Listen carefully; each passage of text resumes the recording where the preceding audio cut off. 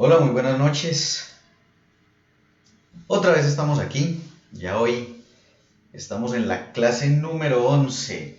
Estamos en la clase 11 y es muy bonito ver cómo todo este proceso se ha venido llevando a cabo. Es muy bonito, permítame, yo confirmo aquí si tenemos audio. Muy bonito ver cómo todo este proceso se ha estado llevando a cabo, cómo se ha estado desarrollando todo este proceso de enseñanza con ustedes. Y de verdad que para nosotros, para mi esposa y para mí es muy satisfactorio. A ver quiénes nos saludan en esta noche. Por aquí se reporta la pastora Yasmín desde el perfil del pastor Divier. Buenas noches, pastora, para usted también. Bueno, mi esposa que hace las veces de moderadora, Ángela. Gloria Patricia Villegas, que nos dice buenas noches. Qué bueno saber, Gloria Patricia, desde dónde se reporta. No recuerdo haberla visto antes, pero sería bueno que nos contara en qué lugar se encuentra, si es aquí en Colombia o en otro país. Itzel, que ya es vieja conocida de la familia de Palabra de Fe, también ahí conectadita. Un saludo también para mi suegro, para don Ángel y para su esposa Luceli, que ellos fielmente nos están viendo, pero dicen es que no sabemos cómo hacer los comentarios ahí en la página. No importa, sabemos que están allá conectados y que aunque no puedan escribir, sabemos de que están ahí pendientes, siempre aprendiendo, siempre dispuestos con un corazón sencillo para Dios. Bueno, tenemos ya un buen grupo. Yo creo que podemos ir empezando mientras los demás se reportan, podemos ir orando para que empecemos con esta clase del día de hoy, que es ¿qué pasa cuando un cristiano, cuando un creyente peca? ¿Qué es lo que pasa? Entonces, oremos y damos inicio rápidamente a la sesión del día de hoy. Señor, te damos gracias por este día, te damos gracias por este momento, por esta oportunidad maravillosa de adentrarnos en tu palabra, de acercarnos, Señor, al corazón tuyo y de escuchar el palpitar tuyo, Señor, a través de las Escrituras. Gracias, Señor, porque allí es donde encontramos la vida eterna, donde te encontramos a ti. A través de ellas podemos relacionarnos contigo, entenderte cada día mejor y entender cada día mejor la obra tuya para nuestro ser, para nuestra existencia, para nuestra eternidad. Te damos gracias, Señor, porque sabemos que como siempre lo haces, tu sabiduría nos acompaña, tu sabiduría nos permite entender el precioso regalo, el precioso tesoro que tenemos escondido allí en la tinta de tus palabras, que más que tinta es sangre, con lo que fue grabado el mensaje tuyo para nosotros, y es esa sangre la que nos permite estar delante de ti justificados. Te damos gracias por esta noche, Señor, por tu bendición y por tu bendita palabra, en Cristo Jesús. Amén. Bueno, ¿quién más se reporta? A ver, que se reportaron varios mientras oraba. Bueno, Tatiana, toda la banda mexicana. Tatiana, Jonathan, que bueno, es don Saúl, Jonathan, la familia, que están muy pendientes y yo sé que han estado conectados con nosotros. Esther García y mi madre. Qué bueno, mamá, que está ahí tan pendiente. Bueno, el viernes pasado empezamos con las transmisiones de los días viernes y de pronto usted no la pudo ver. Le invito a que visite la página, que mire el video del día viernes. Estuvimos contándoles acerca de cómo inició todo esto de Palabra de Fe, cómo arrancamos con este proyecto ministerial y también estuvimos alcanzamos a responder solo 2 preguntas de las muchas que nos han hecho, porque la idea es que la pregunta quede bien despejada, quede que se pueda dar una buena respuesta a ustedes, que quede todo claro. Entonces solo alcanzamos a responder 2, lo relacionado con los tatuajes y la otra, mi amor, si me puedes ayudar, que no recuerdo la otra pregunta con qué tenía que ver, que se me escapa en este momento.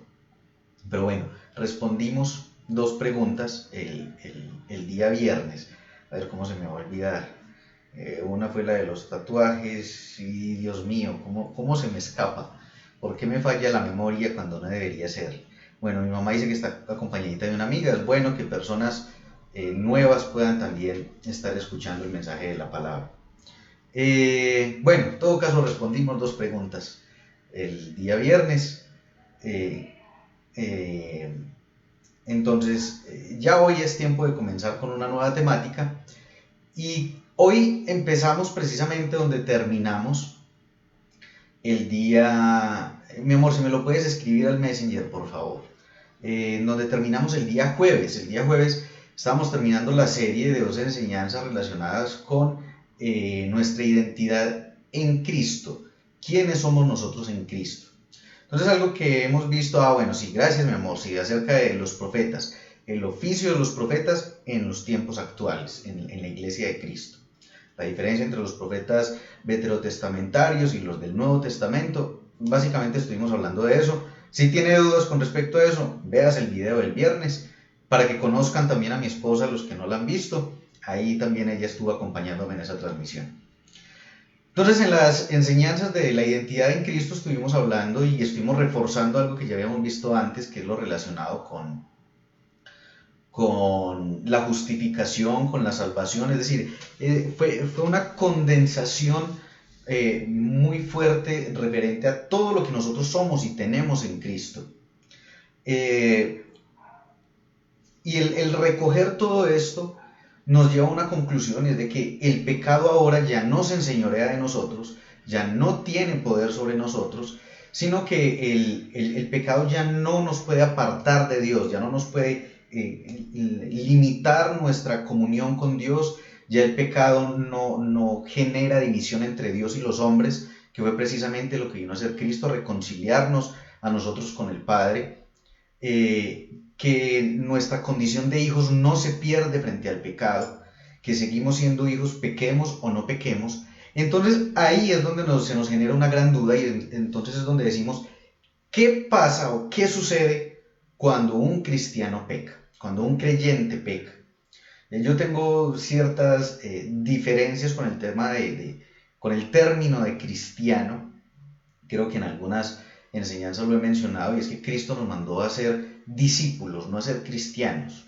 Cristiano era la forma como el mundo identificaba a los creyentes de la iglesia primitiva.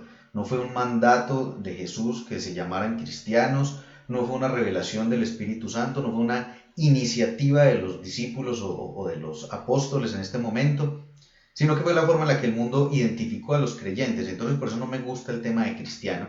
Sin embargo, en el material de estudio que tenemos, pues aparece etiquetado de esta manera, y para no generar confusión cuando envío las preguntas, que el título dice de una forma, pero Oscar dijo que se llamaba de otra, entonces lo dejé como cristiano. Pero yo pensaría que el término más adecuado es discípulo o creyente en Cristo. Entonces, ¿qué es lo que sucede? Y quiero que vayamos a las Escrituras para que no perdamos tiempo, para que podamos ahondar en este tema y podamos despejar también toda duda respecto a esto. Bueno, Tatiana, que saluda también a mi esposita. La idea es de que tengamos toda claridad en cuanto a esto, que no quede como en el aire, como de que se está incitando a que las personas pequen. De hecho, es lo que les explicaba también en una de las enseñanzas anteriores. Es que cuando se explica la gracia, la primera duda que surge es, o sea que podemos pecar, o sea que podemos hacer lo que se nos dé la gana. Y teniendo en cuenta que en la mente de la persona van a surgir este tipo de preguntas, es que en la carta a los romanos, Pablo lo plantea en varias ocasiones, porque él sabía que era lo que los romanos iban a pensar, la iglesia en Roma. Iban a decir, entonces podemos hacer lo que se nos dé la gana. Y él en varias oportunidades lo pregunta, y la respuesta de Pablo siempre es, no, ni se les ocurra, ese no es el propósito. El hecho de que el pecado ya no nos genere a nosotros una separación frente a Dios, ni que cambie nuestra posición frente a Dios, no es una invitación a pecar, y es lo que vamos a ver hoy. Y precisamente ahí es donde vamos a iniciar, con esa pregunta que hace Pablo, que está en Romanos 6, del 15 al 18, y que nos dice, a mí el carácter y la forma de ser de Pablo me parece muy particular, porque fue un hombre que hablaba de frente, aunque ustedes pueden ver la evolución ministerial de Pablo en la forma incluso hasta de hablar.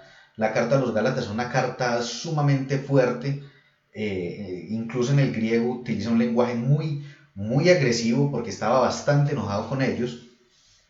Y de las últimas cartas que escribe, que son las cartas de prisión, que ahorita vamos a mencionar alguna de ellas, ya el lenguaje es distinto, ya es un hombre más maduro en el espíritu, pero también físicamente pues ya está anciano, y uno ve como esa evolución en la forma de él hablar.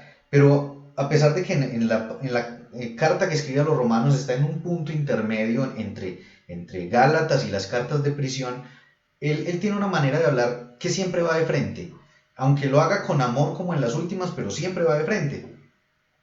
Y dice, ¿entonces qué? ¿Vamos a pecar porque no estamos sujetos a la ley, sino a la bondad de Dios, o sea, a la gracia? Claro que no. Ustedes, le dice a los romanos, ustedes saben muy bien que si se entregan como esclavos a un amo para obedecerlo, entonces son esclavos de ese amo a quien obedecen. Y esto es así, tanto si obedecen al pecado, lo cual lleva a la muerte, como si obedecen a Dios para vivir en la justicia. Pero gracias a Dios que ustedes, que antes eran esclavos del pecado, ya han obedecido de corazón a la forma de enseñanza que han recibido. Una vez libres de la esclavitud del pecado, ustedes han entrado al servicio de la justicia. Bueno, aquí hay varias cosas que decir, hay varias cosas que tenemos que empezar a desenmarañar. Y es que él nos está hablando de esclavitud.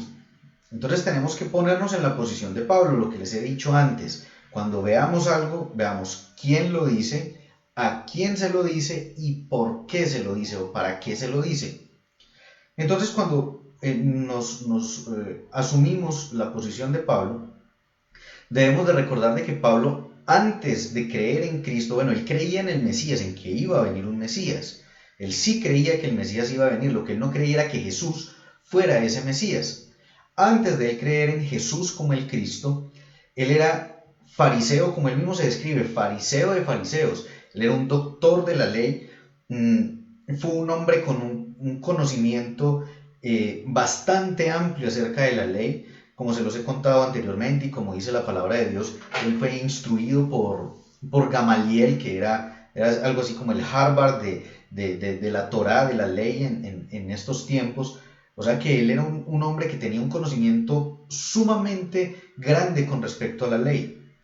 Y en la ley aparece también condensado unos segmentos que están relacionados con la esclavitud. Entonces tenemos que mirar qué dice la ley con respecto a la esclavitud para poder entender todo esto, y es algo que los invito a que lo estudien ustedes en casa. No podemos extendernos mucho con esto. En Éxodo 21, en Levítico 27, en diferentes pasajes en las Escrituras, en la Torá, en lo que es la ley es Génesis, Éxodo, Levítico, Número y Deuteronomio, pero sobre todo en los 4 últimos de estos 5 es donde encontramos más condensada la parte de la ley. Génesis nos cuenta es como el origen de la creación de la nación de Israel. Amparito Ledesma, que también nos saluda, qué bueno verla por ahí, Amparito. Entonces, cuando vamos a qué dice la ley con respecto a la esclavitud, nos encontramos con cosas muy representativas para la época de la gracia en la que nosotros estamos.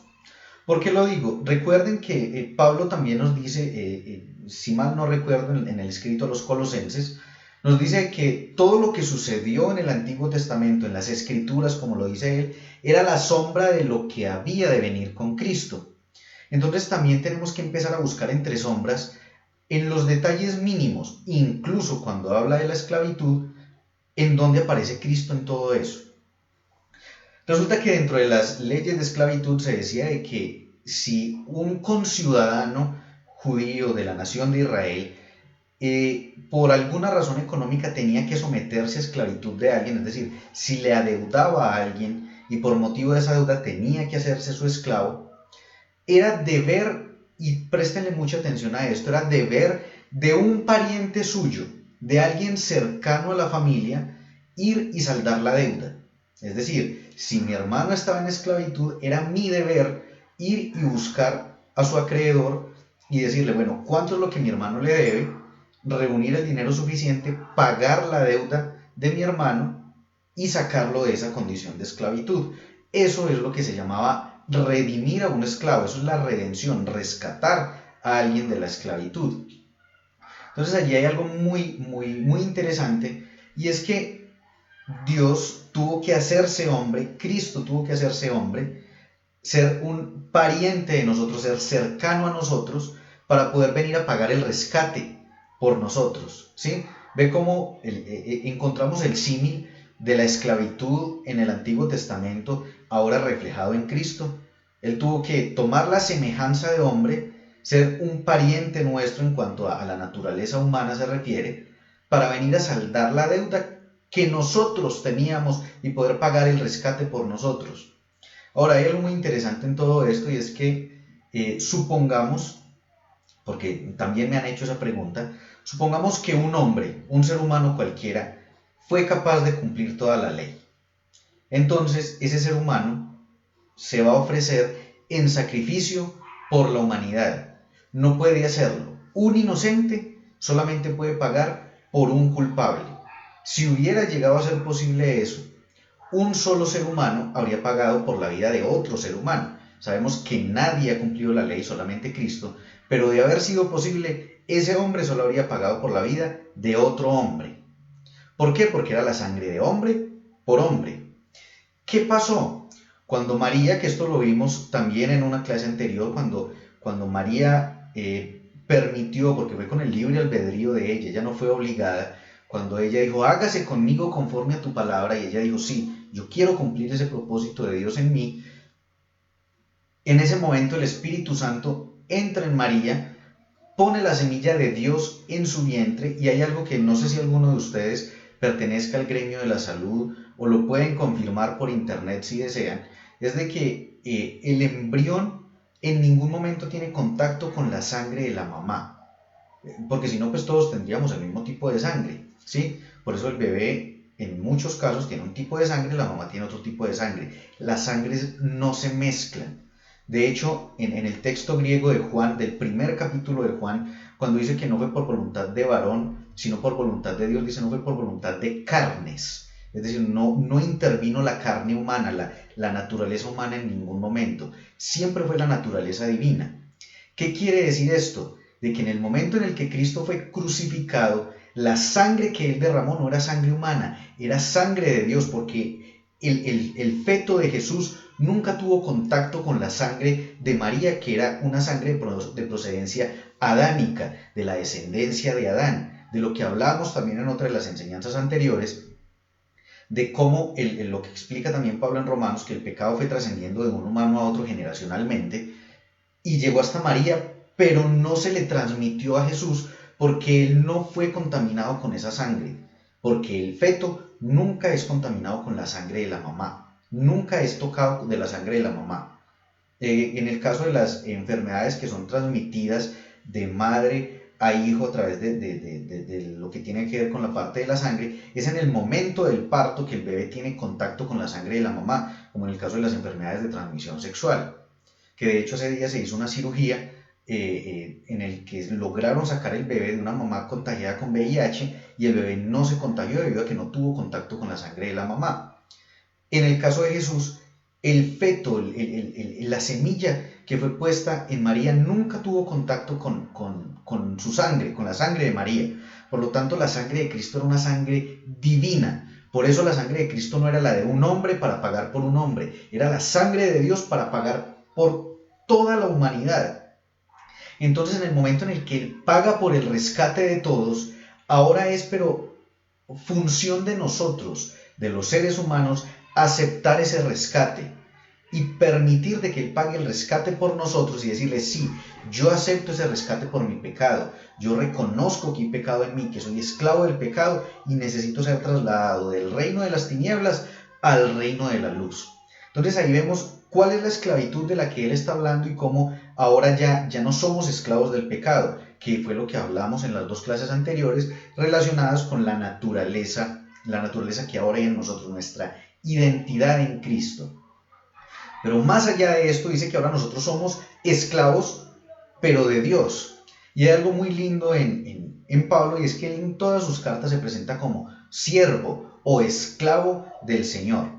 Él dice, yo, Pablo, apóstol de Jesucristo, siervo del Señor. Él siempre se presenta así en todas sus cartas, a excepción de, creo que es la carta a los Gálatas, donde miento, creo que es en la carta a Filemón, donde se dirige más a él como un amigo que como un apóstol. Pero siempre menciona que es esclavo del Señor, que es siervo del Señor. Y es porque también había algo en la ley, y era que cuando la persona por cualquier razón iba a terminar su proceso de esclavitud, bueno, algo que regularmente pasaba es que en el año sabático, es decir, el calendario judío no solo era compuesto por días, por 7 días, sino también por semanas de años, es decir, por 7 años, y cada 7 años la tierra tenía que descansar. Ahí es donde me gustaría ver a los adventistas y a las personas apegadas a la ley que no trabajen todo un año. Sí, porque si hay que guardar el sábado, el séptimo día de cada semana, tienen que guardar el séptimo año de cada 7 años, obviamente. Y cuando se llegaba a esa semana de años, a ese séptimo año, el esclavo quedaba libre. O cuando se llegaba al año 50, al año del jubileo, que eran ya 2 años seguidos de descanso, el año 49 y el año 50, ambos eran época de descanso. Cuando se llegaba a ese tipo de fechas, el esclavo quedaba libre, ya no tenía ningún compromiso con su amo, la deuda quedaba saldada automáticamente y podía quedar en libertad.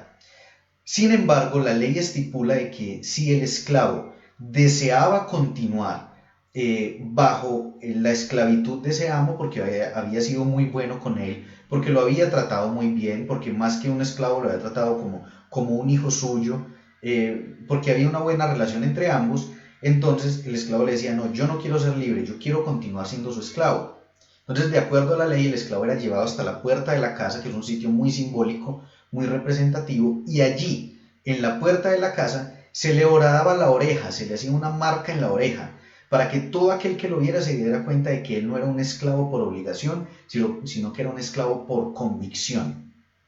En el caso de nosotros, la esclavitud a la que se refiere aquí no es solo a que fuimos rescatados del pecado, sino que ahora somos rescatados para ser esclavos de Cristo, por amor, como respuesta a lo que Él ha hecho por nosotros. Entonces la invitación que nos hace Pablo es, primero, que ahora seamos esclavos de Cristo, seamos servidores de Él, que le sirvamos a Dios realmente. Pero nos dice que tenemos que tener cuidado con no seguir siendo esclavos del pecado. Y aquí quiero que no lo llevemos al otro extremo, a la otra orilla, porque nosotros desafortunadamente, de manera permanente, estamos pecando, sea porque cuando pensamos algo incorrecto, cuando nos enojamos, cuando nos disgustamos, bueno, en cualquier momento estamos pecando. Entonces tampoco lo podemos llevar a que si yo me enojé hoy, ya soy esclavo del pecado.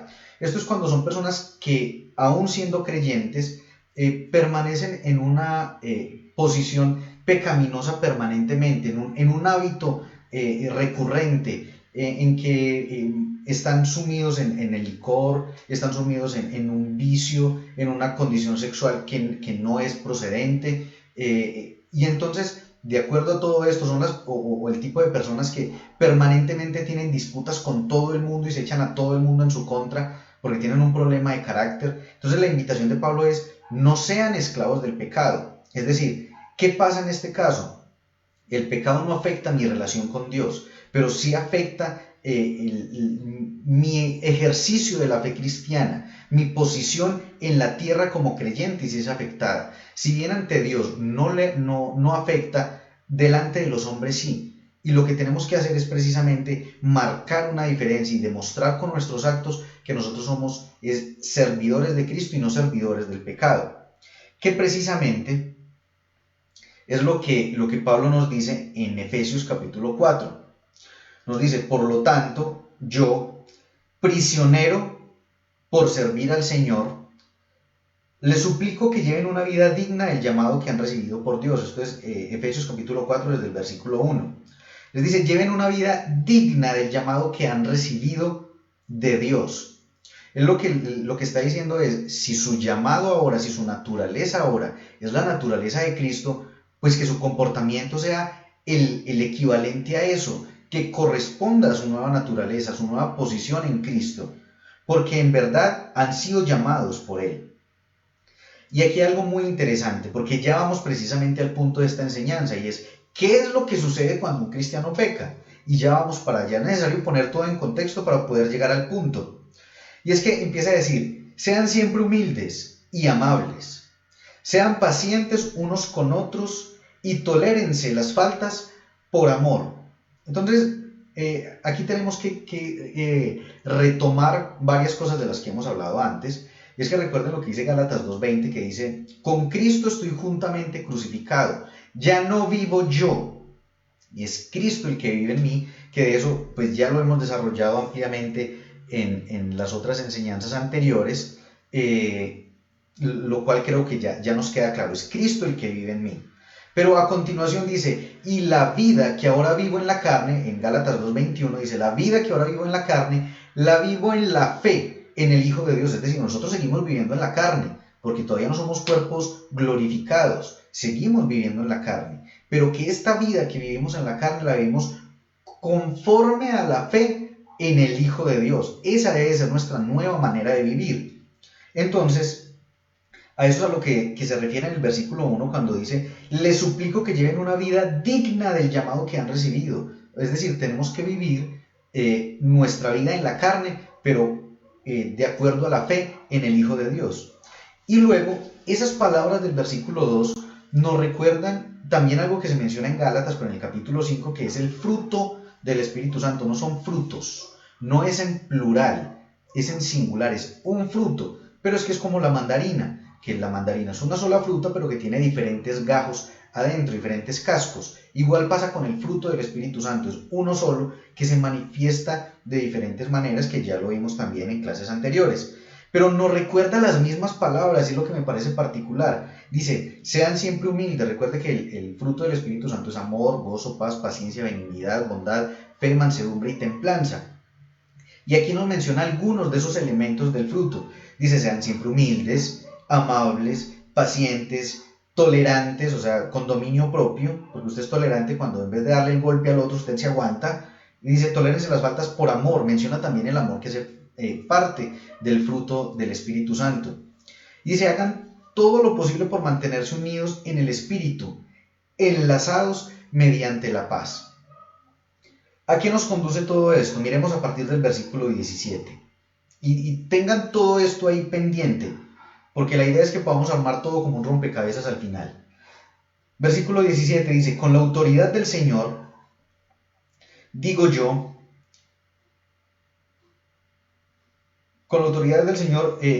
digo yo lo siguiente, ya no vivan como los que no conocen a Dios, porque es que hay personas en la iglesia que siguen viviendo como si no conocieran a Dios, porque la iglesia se vuelve un club social, un sitio de entretenimiento, se vuelve el sitio del show los fines de semana o entre semana, pero no es un sitio de entrenamiento de la palabra de Dios en muchos casos, y en otros casos es que el feligrés, la persona que va, no desea ser entrenado, va como por un fetiche, va como por un agüero, como es que si no voy mal esta semana, pero realmente no están haciendo vida en sus vidas la palabra de Dios.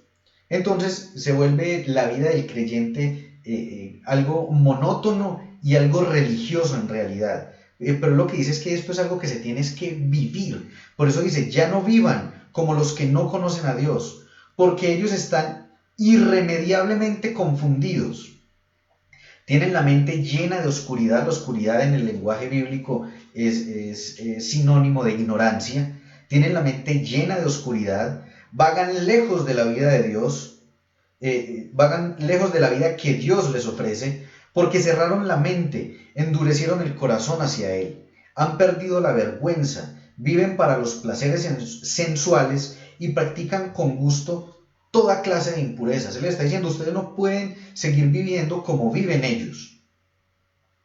Pero eso no es lo que ustedes aprendieron acerca de Cristo, o sea, lo que Él les enseñó. Ya que han oído sobre Jesús y han conocido la verdad que procede de Él. Desháganse, lo que estuvimos hablando en las clases anteriores, de su vieja naturaleza pecaminosa y de su antigua manera de vivir que está corrompida por la sensualidad y el engaño. En cambio, dejen que el Espíritu les renueve los pensamientos y las actitudes. Ya sabemos que eso es a través del conocimiento de la palabra de Dios. Póngase la nueva naturaleza creada para ser a la semejanza de Dios. Ya hablamos acerca del ser espiritual que está en nosotros, que es conforme a la semejanza de Dios, quien es verdaderamente justo y santo. O sea que si Dios es justo y santo, nuestro espíritu es de la misma manera, justo y santo porque es de acuerdo a la semejanza de Él. Entonces aquí empieza a decir, versículo 25 en Efesios 4, así que dejen de decir mentiras, digamos siempre la verdad, porque nosotros somos miembros de un mismo cuerpo, del cuerpo de Cristo. Recuerden la enseñanza del bautismo, donde hablamos de que estamos metidos en el cuerpo de Cristo. Además, no pequen al dejar que el enojo los controle. No permitan que el sol se ponga mientras siguen enojados, porque el enojo da lugar al diablo. Si eres ladrón, deja de robar. Pues eso es como más que obvio, pero hay que hacer la aclaración. Deja de robar. En cambio, usa tus manos en un buen trabajo digno. Aquí es donde empieza uno a encontrar también divergencias con doctrinas erradas, con doctrinas de sectas que enseñan que no es bueno tener dinero. En realidad es una doctrina de sectas. El dinero no es malo. De hecho, pues si tener dinero es algo malo, entonces Dios es malo, podríamos decirlo, porque Él es el dueño del oro y de la plata. Él es el dueño de todo cuanto existe. Entonces Dios es malo. No, Él no es malo. Porque es que el problema no es la riqueza, el problema es yo amar a la riqueza más que a Dios. Porque la raíz de todos los males es el amor al dinero, no el dinero como tal. Y de hecho la invitación que hace Pablo en este caso es que él dice, usa tus manos en un buen trabajo digno. ¿Por qué? Porque el trabajo le va a remunerar, le va a producir dinero. ¿Y qué va a hacer con ese dinero? Dice, y luego comparte generosamente con los que tienen necesidad. Si yo no tengo ingresos, si no tengo dinero, pues no tengo con quién compartir para ser generoso. Ayudarle a las personas que están en una condición de necesidad. Entonces el problema no es el dinero, el problema es amar al dinero. No empleen un lenguaje grosero ni ofensivo, que todo lo que digan sea bueno y útil, a fin de que sus palabras resulten de estímulo para quienes lo oigan. Y aquí tenemos que parar. Hasta aquí hemos visto entonces que si yo peco, no daña mi relación con Dios, pero me hace a mí esclavo del pecado, si yo habitúo pecar regularmente de la misma manera. Es decir, eso me pone a mí en una condición de opresión personal, aunque sigo siendo hijo de Dios, aunque sigo siendo justo, santo, perfecto, como dice en Hebreos 10, que espero que hayan hecho la tarea de leer todo ese pasaje, aunque mi espíritu sigue igual porque fue sellado por el Espíritu Santo y no cambia, mi condición personal sí está afectada, mi alma, mi mente sigue perturbada por el pecado y sigue siendo esclava del pecado. Entonces estoy sirviéndole a alguien que ya no corresponde a mi naturaleza, porque ahora mi naturaleza es santa. Entonces estoy en contra de mi naturaleza. Es como sacar un pez del agua, como tirar un gato al agua, como intentar hacer que un perro vuele. Estaríamos haciendo algo en contra de la naturaleza, lo que nos trae a nosotros una carga muy grande. Y a menos de que nosotros empecemos a caminar en todas estas instrucciones que nos da Pablo en Efesios, pues seguiremos siendo esclavos de la misma posición. Entonces, inicialmente, ¿qué pasa cuando pecamos? Estamos sirviéndole a un Señor que ya no es nuestro Señor, porque ahora nuestro Señor es Cristo y debemos de servirles a Él y no al pecado. Pero en segundo lugar, pasa algo que realmente nos debe de llenar de ternura. Hola Jimé reportándose en la enseñanza de hoy, qué bueno. Espero que esté juiciosita haciendo la tarea de desatrasarse. Y aquí hay algo que nos debe llenar de ternura al entenderlo y al dimensionar el inmenso amor de Dios por nosotros. Y es que lo que dice el versículo 30 a mí me parece una cosa loca, porque el Evangelio es eso. Lo que dice Pablo, esto es locura para los que se pierden, pero para nosotros es el poder de Dios. Y esto es una cosa loca, porque el versículo 30 dice, no entristezcan al Espíritu Santo con la forma en que viven. Es decir, cuando yo no aplico todas estas recomendaciones que me está dando Pablo, cuando yo permito que el pecado me esclavice y me convierto en un siervo del pecado porque no he permitido una renovación en mi mente, la palabra que utiliza ahí, que es traducida en la Reina Valera como contristar el espíritu, que de hecho así es como está en griego. En griego la palabra que se emplea es contristar, y el significado de contristar es angustiar, reprimir, causar tristeza en alguien. Es sinónimo también de estar acongojado, de estar angustiado. Dice, no entristezcan al Espíritu Santo.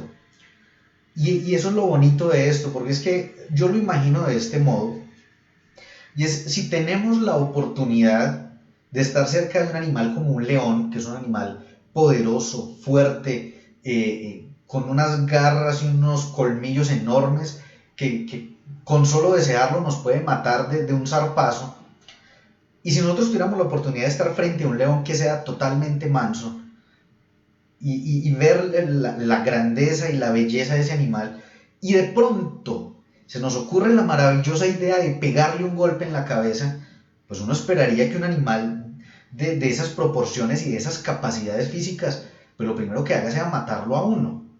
Pero se imagina en esta situación imaginaria, ficticia, que el león, en vez de reaccionar agresivamente, lo que haga sea sobarse la cabeza y echarse en un rincón triste.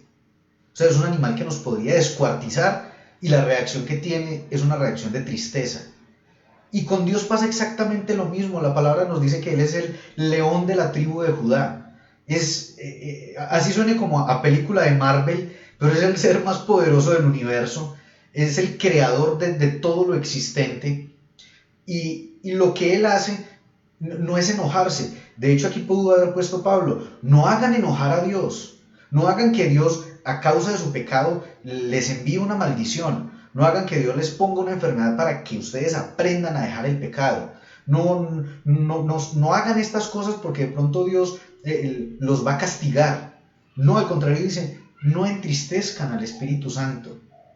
O sea, usted se imagina la posición de Dios frente a esto, de que teniendo en la capacidad y el poder de hacerlo, realmente lo que él hizo fue esa ira y ese enojo por nuestro pecado, descargarlo en Cristo, que es lo que nos dice Isaías: el castigo de nuestra paz cayó sobre él. Y ahora, en vez de él estar enojado con nosotros cuando pecamos, él lo que hace es ponerse triste. Esto es lo que pasa cuando nosotros pecamos. Además de permitir que el pecado se enseñoree de nosotros, le causamos tristeza al Espíritu Santo. Hacemos que Él se acongoje.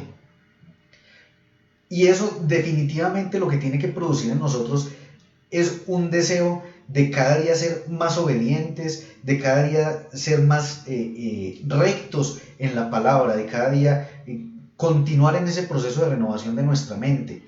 Porque lo que estamos viendo no es un Dios vengativo al cual le obedecemos por miedo, por temor, sino que nos estamos encontrando con un Dios absolutamente tierno y amoroso, que lo que hace es entristecerse porque él ve: esta persona que no quiere transformarse no está entendiendo lo que yo he hecho por él. Todo el esfuerzo, todo el sacrificio, todo lo que ha pasado para que se le dé la salvación. Me estoy poniendo en la posición de Dios en este momento. Yo imagino que Dios piensa de este modo: yo ideé un plan de salvación, envié a mi hijo que muriera por él, el Espíritu Santo está en la tierra en este momento, ministrándole, siendo su consuelo, su ayuda, su fuerza, su maestro, y lo único que se le ocurre es vivir en pecado. Y la reacción de Dios es ponerse triste de ver toda esta situación. Esto debe producirnos en nosotros una revolución interna y un pensar: realmente tengo que caminar como la palabra de Dios me dice, no como una obligación, no porque si no voy a recibir un castigo, sino porque no quiero ser el motivo de la tristeza del Espíritu Santo. Porque anteriormente nos han enseñado: no es que contristar al Espíritu Santo es que Él se opaca, es que él deja de actuar. No, lo que pasa es que estamos haciendo poner triste directamente a Dios. Estamos haciendo que Dios se angustie, que es lo que significa la palabra contristar. Estamos haciendo que Él se acongoje. ¿Se pueden imaginar a ese león triste por causa de que usted, en vez de agradecerle, lo que hizo fue darle un golpe? Quiero que sea motivo de que mediten en la palabra y de que piensen por un momento si realmente vale la pena caminar con Cristo y permitir la renovación de nuestra mente, o si vale la pena causarle tristeza al corazón de nuestro Padre. Porque de esto se trata, de una relación de padre e hijo, de como lo vimos antes, la situación del hijo pródigo, que ya no pensemos desde el estómago, que fue lo que hizo él, que pensemos desde el corazón, que obviamente vale la pena vivir para Cristo, que obviamente vale la pena vivir para Él, que lo último que hagamos sea causarle tristeza al corazón de Dios. Entonces, en síntesis, no podemos seguir viviendo bajo la esclavitud del pecado, ni podemos permitir que detener el proceso de renovación de nuestra mente y caminar correctamente en el Evangelio sea causa de entristecer el corazón de nuestro Padre. Continúa diciendo: recuerden que Él los identificó como suyos, o sea, ahora somos de Él. Así les ha garantizado que serán salvos en el día de la redención. El Espíritu Santo es la garantía de que seremos llevados a la eternidad con el Padre cuando todo esto vaya a terminar. Y eso debe ser una motivación más que suficiente para nosotros no hacerle entristecer y caminar en rectitud con su palabra. Ahora, nos saluda Brian. Hola Brian, ¿cómo está Brian? Que nos saluda desde Perú. Ahora, no podemos caer en un error y es en desarrollar una conciencia de pecado, es decir, estar pensando todo el tiempo, yo pequé, yo fallé, ¿será que de pronto Dios está triste? No, desafortunadamente, como lo decía al principio, es parte de nuestra naturaleza que uno va manejando y se atraviesa alguien, uno pita con rabia a veces y uno dice, pero ¿por qué hacen esto? Tantas situaciones en el diario vivir en el que es a veces casi que imposible que la naturaleza humana aflore. Ahora, eso no es pretexto para vivir todo el tiempo o enojado, o maldiciendo, o peleando, o borracho, o lo que sea. Lo que estoy diciendo es de que hay cosas que dentro de nuestra naturaleza humana es muy complicado manejar. Pero por lo mismo, lo que debemos de hacer es descansar en la palabra, caminar en ella y cada día saber y entender de que vamos en ese proceso de crecimiento, de que sí, podemos fallar, pero no es estancarnos ahí. Ahora, este es un pasaje que nos ha hecho meditar mucho en nuestra condición de pecado, y ya lo voy a explicar. Es Juan, primera de Juan, capítulo 1, versículo 9. Dice, si confesamos nuestros pecados, Él es fiel y justo para perdonar nuestros pecados y para limpiarnos de toda maldad.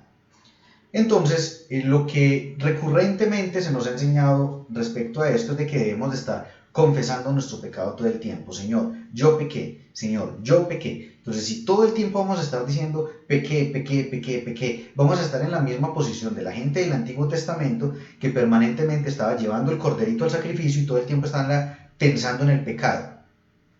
Entonces, tenemos es que entender por qué fue escrito este versículo, cuál fue la motivación. Cuando Juan escribe esta carta, la escribe para las iglesias de Asia Menor y la escribe como una carta abierta, algo así como a quien puede interesar en toda la región de Asia Menor.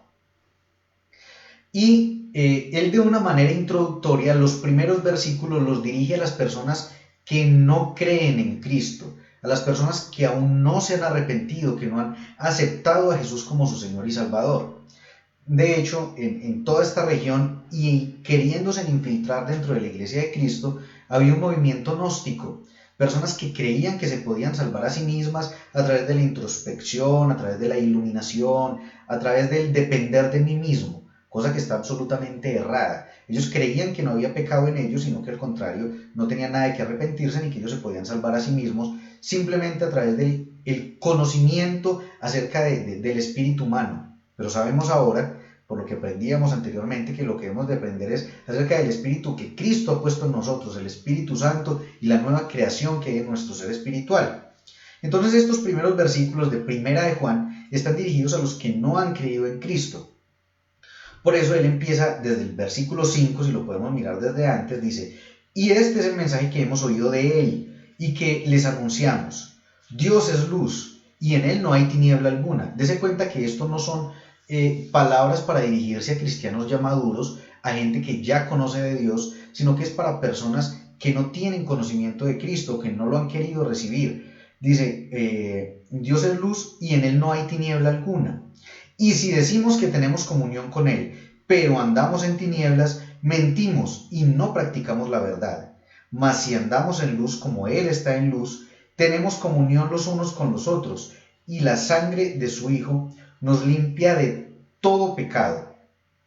Si decimos que no tenemos pecado, que era lo que enseñaban los gnósticos, nos engañamos a nosotros mismos y la verdad no está en nosotros. Si confesamos nuestros pecados, Él es fiel y justo para perdonar nuestros pecados y para limpiarnos de toda maldad. Si decimos que no hemos pecado, le hacemos a Él mentiroso y su palabra no está en nosotros. Entonces ahí nos damos cuenta que él realmente está dirigiéndose a un público inconverso, gente que no ha conocido a Cristo, que no se ha arrepentido, gente que no le ha entregado su vida al Señor y por eso le está diciendo es necesario que confiesen su pecado. ¿Qué pecado? Dejemos que el mismo Juan nos lo explique. Vamos ahora pero al Evangelio de Juan, capítulo 3, versículos del 16 al 19.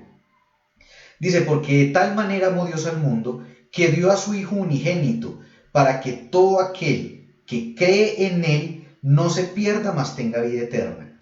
Porque Dios no envió a su Hijo al mundo para juzgar al mundo, sino para que el mundo sea salvo por él. Y aquí es donde viene, dice, el que cree en él no es condenado, pero el que no cree ya ha sido condenado porque no ha creído en el nombre del unigénito Hijo de Dios. Ese es el pecado que es necesario confesar. Eso es lo que le está diciendo a los gnósticos y a esta gente incrédula de Asia Menor que podía eventualmente encontrarse con su carta. Les está diciendo: ustedes deben de confesar su pecado porque Él es fiel y justo para perdonarlos, para limpiarlos de toda maldad. De hecho, ese es el pecado imperdonable. Y lo quiero aclarar porque, bueno, ya estamos un poquito cogidos de la noche, espero que no estén de afán, pero es algo que quiero explicarles que desde ese día lo teníamos ahí en el tintero, y es porque hay muchos cristianos que se la pasan pensando: ¿será que yo alguna vez cometí el pecado imperdonable? ¿Será que yo blasfemé contra el Espíritu Santo? ¿Será que sí? ¿Será que no? ¿Será que yo estoy condenado y no lo sé? Pues permítame explicárselo. Quiero que haga la tarea y busquen Marcos 3 y busquen Mateo 12, donde se encuentra este relato de manera paralela, que es cuando Jesús está haciendo milagros y la gente empieza a blasfemar contra él y a decir, los fariseos a decir: este no está haciendo milagros por el poder de Dios, lo está haciendo por el poder de Belcebú. Estoy parafraseando para poder resumir toda la historia.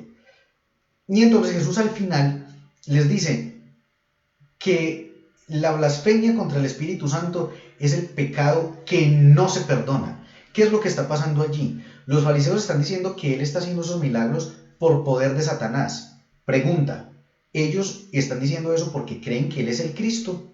No, ellos no creen que él es el Cristo, ellos no creen que él es el Mesías, no creen que Jesús es el Salvador. Por lo tanto, no creen que el Espíritu Santo, con su poder, trajo al Cristo al mundo, trajo al Mesías al mundo. Eso es blasfemar contra el Espíritu Santo, no creer en Cristo, no creer en Jesús. Las doctrinas o las enseñanzas que dicen que Jesús es un profeta más, como lo dice el Islam, que Jesús no es el Hijo de Dios, este tipo de cosas, eso es blasfemar contra el Espíritu Santo. No creer en Cristo como el Señor y Salvador, eso es blasfemar contra el Espíritu Santo.